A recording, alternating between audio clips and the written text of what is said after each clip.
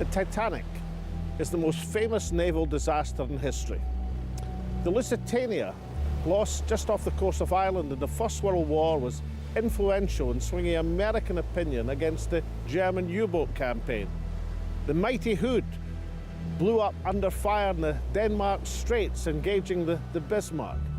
Now, these naval catastrophes are etched both in the public consciousness and the military record. And yet, the greatest naval disaster in British history, where the loss of life was greater than the Titanic, the Lusitania and the Hood combined, is barely remembered at all. For it is here, just a few miles off the port of Saint-Nazaire in Brittany, that on the 17th of June 1940, the Lancastria was sunk with a minimum loss of over 4,000 souls, both civilian and military. And so in two special programs for Remembrance Day, we chart the history of the Lancastria. We speak to the last few remaining survivors.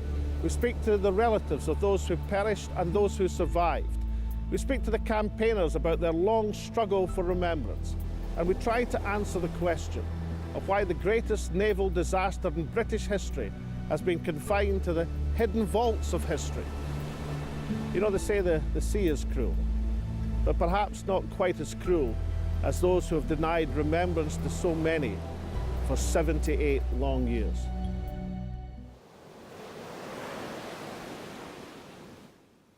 In June 1940, Prime Minister and war leader Winston Churchill faced huge strategic problems, but had grasped a glimmer of light in the otherwise totally bleak military landscape. France was on its knees and had crumbled in the face of the Nazi onslaught in a matter of days. The British forces were a beaten army, evacuated in chaos and confusion from the beaches of Dunkirk. However, by a combination of luck and bravery, much of the expeditionary force had escaped intact, running away but surviving to fight another day. To their great surprise, this broken, chastened army returned to a hero's reception. For Churchill, in a series of oratorical triumphs, had snatched the illusion of victory from the reality of defeat. But barely 2 weeks after Dunkirk, and on the very day of the official French surrender, news came through of a further devastating naval loss. Churchill was told about the loss of the Lancastria, a news story that no amount of spin could present as anything other than an unmitigated and bloody catastrophe. And so the Prime Minister decided that this was one disaster too many to be reported. No mention of the loss was made by either newspapers or radio. Surviving soldiers and seamen were ordered to keep quiet. It was as if the Lancastria was still afloat and the 4,000 dead were still alive. I pick up the story with two campaigners who have fought to restore the memory of the fate of the Lancastria. I'm now delighted to be joined by Mark Hurst, a long-term Lancastria campaigner, and Michel Uxaby, a local historian here in Salmond. Mark, if I can come to you first, what was the Lancastria doing here in Salmond that fateful day in June 1940? Well, the Lancastria had been commissioned as a troop ship at the outbreak of war, and she was actually just finished the disembarkation of troops from the Norway campaign when she got orders to sail to Saint-Nazaire and help in the evacuation. So she was a Cunard liner, which was right. requisitioned as a troop carrier. Yeah, she was requisitioned. She cruised the Atlantic in a peacetime role, taking wealthy passengers across the Atlantic. She also did some Mediterranean cruising. But when the orders came through, she was actually in Nassau in the Bahamas and was sent to New York, painted battleship grey, and then onwards to the UK to take a full part in the war, in troop movements. And Michelle, you were actually around just down the road in 1940 as a 10-year-old boy, and you witnessed the chaos and the confusion of the troops trying to find a way out of France and the refugees looking for somewhere to go. It was really unbelievable. It was impossible to drive on the roads. They were full of refugees coming from the north of France, coming from Belgium, coming from Netherlands. And, well, it was really impossible to drive. So the troops and the civilian people, they did what they could do.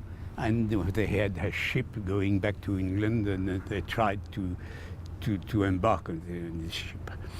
And I think the captain tried to have the navigation as safe as possible, And he was waiting for an escort. Captain Sharp decided not to sail in the afternoon That's because he was waiting for a destroyer escort. He was frightened, obviously, of U-boats That's sinking his ship in the channel. And well, it's easy now to say he made a mistake, but I was a captain for myself. I don't know what I would have done at this moment. Mark, of course, you have a family connection because Yeah. your grandfather was aboard the Lancaster. Tell us a bit about his story, what happened to him. Well, he arrived here late on the night before the embarkation out to the Lancaster and slept in the streets here in Saint-Nazaire. And his unit were actually sent out late in the afternoon. They were one of the last units to board the Lancaster. And he actually sought refuge on the top deck. And because he was a non-swimmer, he spotted a life jacket. But initially he didn't think it would save his life. He took the life jacket because he thought it would make a good pillow for the long journey back. But that was a fateful decision for him, obviously, because shortly afterwards the Lancaster was attacked. And your grandfather's name was? Walter Hurst. And did he speak much about in his later days? Because you'd know him as growing up, and Yeah. did he tell you about what had happened that day? Well, he lived with us in the latter years of his life, and he would describe what happened. And when he eventually made it into the water, he was there. He wasn't a swimmer, so he tried to stay as still as possible. And out of nowhere, a dog appeared, and he grabbed the scruff of the neck to pull him away from the suction of the boat. And we know this dog may well have been, from other accounts, the pet of some of the Belgian children refugees. That's right. Who had boarded the Lancaster. Yeah, it's difficult to understand, but there was not just troops coming into Saint-Nazaire, there was hundreds of refugees. Many of them, like these children, had walked all the way with their dogs. Sadly, though, we know that these children who did board the Lancaster with their dogs, sadly they didn't make it. But the dog intervention was very helpful to your grandfather. Helped my grandfather, but he was still very much haunted by what he saw. It's difficult to imagine what happened out there in the estuary. There was many ways to die that day, and I think the horror, in some ways, for the survivors lived with them for many years. And I know from my own experience, speaking to many survivors since, that they had nightmares well into their 80s and 90s throughout their life about what happened. And for many years afterwards, remains of bodies were being washed ashore. Fishermen were catching the bodies in the Little nets. by little, well, they found some body, but difficult to know who they were and how many. They are in the department of Vendée now, but well, all along the coast they were. And maybe some are still down in the bottom of the sea. So thank you so much, Michel, for that first-hand account of the confusion and horror of that time. For appearing on the show, can I present you with Alex Salmond Quaich, the Quaich's a Loving Cup. A cup of remembrance, perhaps. You know the drill. Vous savez quoi en faire. Whiskey in the Quaich, and only Scotch whiskey, of course. Thank you. Thank you so I much. hope my wife will appreciate if you have to drink some whiskey. A bientôt. Bientôt. And Mark, we're going to now trace some of the history of your grandfather and how he got here on that fateful day.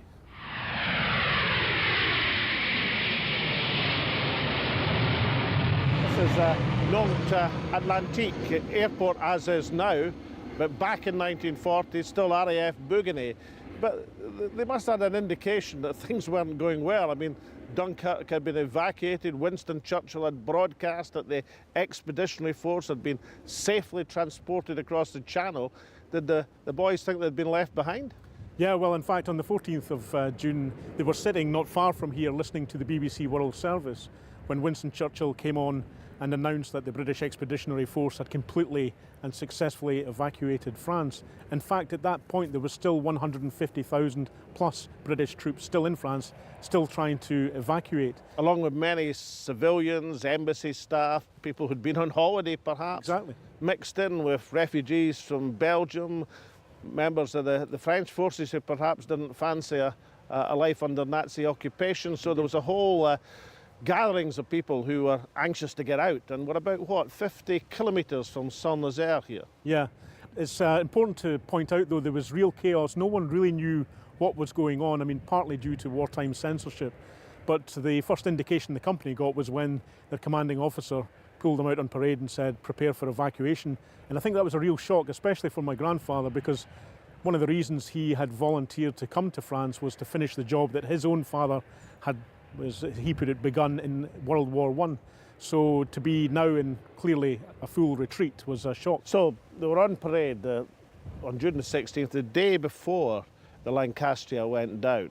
So lined up and said, into the trucks, boys, and we'll be off the Saint-Nazaire, and we'll be evacuated back to Blighty. Yeah, and tragically for that unit, my grandfather's unit, there was 250 men. A third of the unit were actually killed in the subsequent evacuation. Let's have a look at the working conditions. Let's see why this was so strategically important. We're in the control building of RAF Bouguenais, one of only two like it standing in the world. What does it feel like retracing your grandfather Walter's footsteps? I feel a real sense of affinity with this building.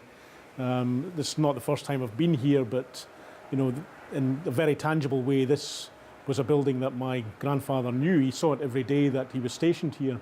And for all that the events around my grandfather being here are shrouded in disaster, for the period leading up to the evacuation, these were very happy times for my grandfather. So, of course, he and the rest of the squadron, his unit, had no idea they were about to be involved in the greatest maritime disaster in British history when they left here. It was kind of a tinge of sadness, I think, that they were leaving.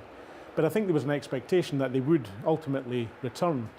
I think for my granddad, for the other men, you know, it was a sense of defeat. I mean, you couldn't hide the fact that this was an unmitigated retreat.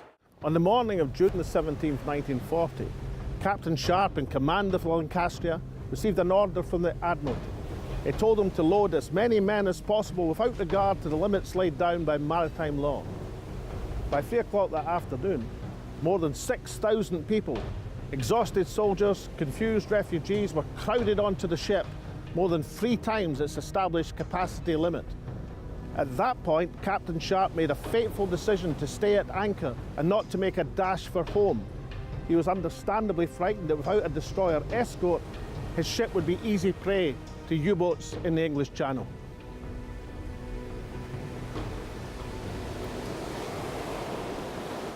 A major air raid began at 3:45, and at 3:48, the Lancastria, anchored 10 nautical miles off Saint-Nazaire, suffered 3 direct hits from a squadron of Junker aircraft. Just after 4 o'clock, the Lancastria began to capsize and then sank within 20 minutes. The fuel oil in the sea ignited. The Luftwaffe strafed the survivors in the water. Only 5 of Lancastria's 32 lifeboats were successfully launched. By the time the smoke had cleared and the carnage was over, 2,477 people had somehow managed to scramble to safety aboard one of the accompanying ships. The trawler Cambridgeshire, on its own, lifted 900 people from the burning water. But even these heroic efforts meant that perhaps 4,000 people had died. Certainly the biggest loss of life in British maritime history. Perhaps 1/3 of the entire casualty rate of the British Expeditionary Force in France. And the relatives, they were told only that their loved ones had died with the BAF. They were given no more details. Even recently, people have been looking for the remains of their loved ones and found they were buried respectfully in cemeteries like this in La Boule because they'd been washed ashore and weren't cradled in the deep with the Lancastria. Join us after the break to find out more about how Brittany has commemorated the greatest single loss of life in British maritime history. Welcome back. We're telling the story of the Lancastria, the greatest maritime disaster in British history, but one kept secret from the people by a wartime news blackout. But what was the impact of the loss of the Lancastria to the communities here in Brittany? No one knows these waters better than former fisherman and captain of the Loire Pilot Service, Captain Yves Beaujouge. As a boy fishing in the estuary, the remains of the Lancastria victims were caught in his nets. As a man, he founded the Association Lancastria de France. Captain Yves Beaujouge, as president of the Association Lancastria de France, you've made it almost a personal mission to explain the circumstances of the loss of that great ship. Effectivement, Alex, tu as entièrement raison. Le but de notre association, c'est premièrement que cette histoire ne soit jamais oubliée. The first aim of the association is that the story can never be forgotten. Then to help the families understand, to know exactly where the site of the shipwreck is. There are 53 cemeteries in the west of France where they are located.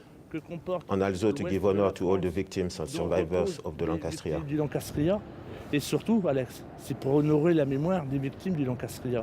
Why do you feel that the loss of the Lancastria, the greatest loss of life in a single ship sinking in the whole of British naval history, why do you feel it's not remembered more as it should be? Effectivement, pour moi, ça restera toujours l'une des premières catastrophes maritimes de tous les temps. Comme je viens de te le dire, 53 cimetières. In fact, for me, it will remain the worst maritime disaster ever. And can you imagine the victim rest in peace in 53 cemeteries? And can you also imagine that exactly 6 months after the sinking, a body came into Bordeaux? So far, it will remain the worst maritime disaster ever. Maritime, même si nous étions en temps de guerre, ça reste quand même la catastrophe. C'est 3 fois pire que le Titanic. 3 fois pire que le Titanic. Et encore, nous ne connaissons pas le nombre, nous avons juste une estimation du nombre de victimes. Well, Captain, I can't thank you for all the work you've done, but what I can do is present you with the Salmond Quaich, the loving cup, for being on the show. You know the drill. Oh, Vous savez quoi en faire? Salmond écossais, le whisky. Ah, ok. J'adore le whisky écossais, ça va très bien. Merci beaucoup, Alex. Merci de votre visite, c'est très sympathique. Et surtout, merci. Catherine Tézère has served as a council member in Saint-Nazaire with responsibility for Veterans Affairs and Ceremonies. Madame Catherine Tézère, what is it about the story of the Lancastria which touches the hearts of the people of Saint-Nazaire? Ils sont touchés à plusieurs niveaux parce que l'histoire, tout simplement... The situation was very complex on the 17th of June. That's why people do remember this date, because the situation in France was very critical. With Marshal Pétain's appeal for the armistice, also because the Allies and troops were going back, people here in Saint-Nazaire were afraid of them leaving. And finally, there was the sinking of the Lancastria, which was a real disaster. People here never forget this huge memory that remains in Saint-Nazaire with the tragedy of the Lancastria. De les enterrer dignement et de leur rendre les honneurs. Catherine, for all that you've done to commemorate the loss of the people in the Lancastria, can I present you with the Salmond Quaich, a loving cup for whisky, Salmond écossais. You know the drill. Vous savez quoi en faire. Merci beaucoup. Merci beaucoup, madame. Merci. One of the most remarkable aspects of the Lancastria disaster is that in many ways it's better remembered in France than it is in Britain. And I'm joined by Claude Vigoureau, who's responsible for the department of the French government which looks after veterans affairs in this locality. Tell me a bit about what you do locally, Claude. We serve the memory of the veterans of several wars, and we honor the memory, and we try to help them for social life, orphans, war widows, and victims of terrorism attack too. You've attended many such ceremonies, and as indeed have I in other circumstances. A solemnity about the act of remembrance. How do you consider the importance of the act and ceremony of remembrance?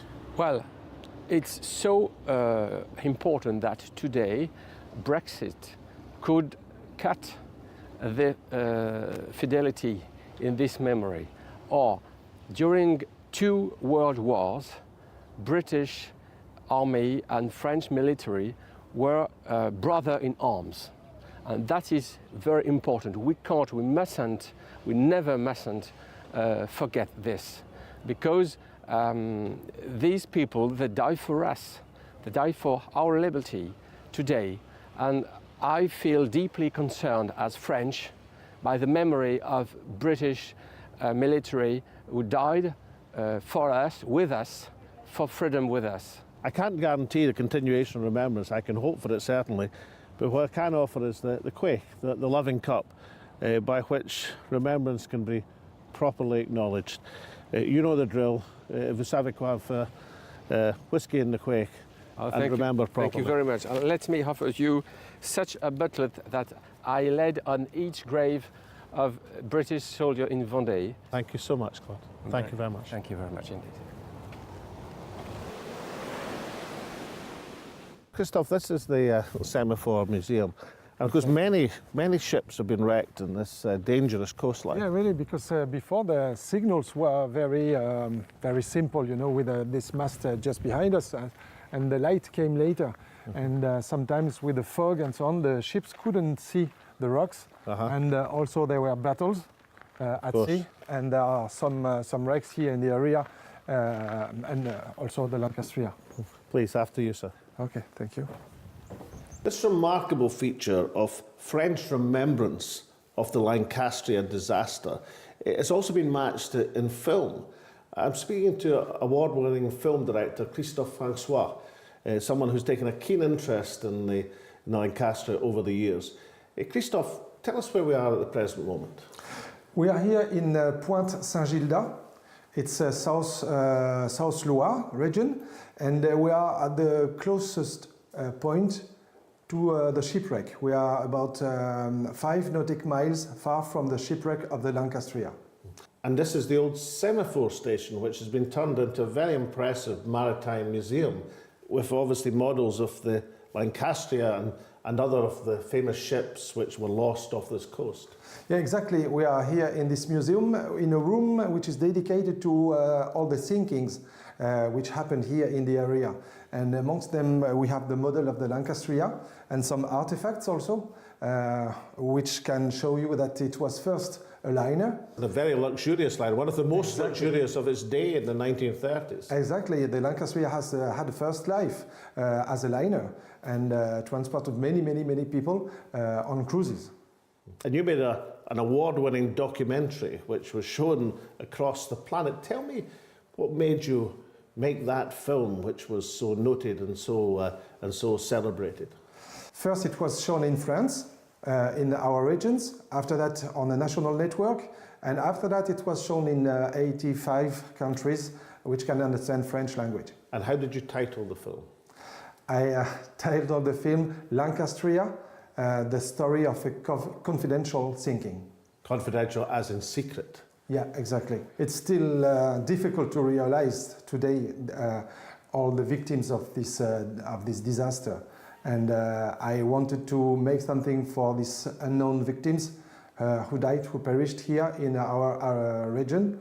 And it was the most important for me to make this be known by everybody, also in UK. So thank you so much, Christophe, for using your craft and filmmaking to properly commemorate those who were lost in Lancastria. And as a small token for appearing on the Alex Salmond show, you're entitled to the quaich. Vous savez quoi en faire. Exactly. You know the drill. Yeah. Whiskey in the quaich. Whiskey écossais. The rest is easy. Thank you very much, Alex. Thank you. Monsieur. Merci beaucoup. But this lack of official recognition for the victims of Lancastria does not extend to the Commonwealth War Graves Commission.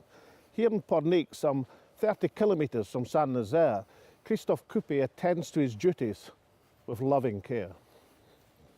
Christophe, when was this cemetery here in Pornic first established for the victims of Lancastria? Ce cimetière a été établi à Pornic en premier lieu après le naufrage de Lancastria. The cemetery was established at Pornic after the Lancastria disaster.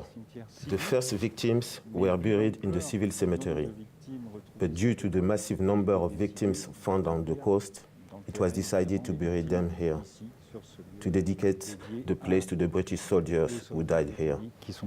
This is truly a beautiful and very peaceful place, and each year a ceremony is still held to commemorate the victims of the Lancastria.